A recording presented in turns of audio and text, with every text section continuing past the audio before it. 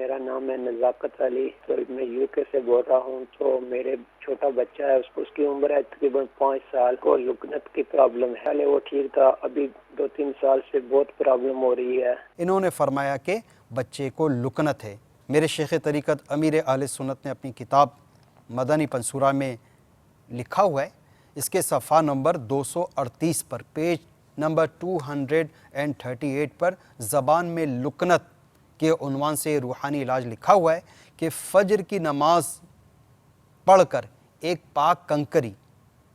منہ میں رکھوا کر، یعنی بچے کو آپ ایک پاک کنکری، اور وہ کنکری جیسے کہ اتنی چھوٹی نہ ہو کہ بچہ حلق سے نیچے اتار لے، اور اگر یہ روحانی علاج میں عرض کر دیتا ہوں، اور اگر یہ علاج کرنا اگر ممکن نہ ہو، کیونکہ بڑا تو کر سکے گا، 5 سالہ بچہ، باپ بہتر سمجھتے ہیں کہ آپ کا بچہ کس حد تک اس کے اندر مطلب کہ صلاحیت ہے، آیا وہ عمل کر سکے گا یا نہیں کر سکے گا، تاہم میں آپ کو عرض کر دیتا ہوں۔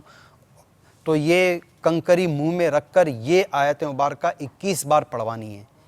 رب اشرح لی صدری ویسر لی امری واحلل عقدۃ من لسانی یفقہوا قولی، 16 پارے میں یہ موجود ہیں یہ آیت مبارکہ، اور یہ آیات اپنے بچے کو آپ پڑھوائیے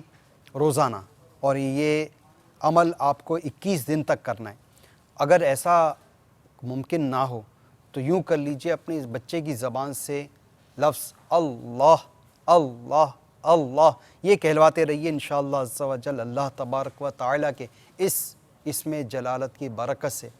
بچے کی زبان کی گرہ کھل جائے گی۔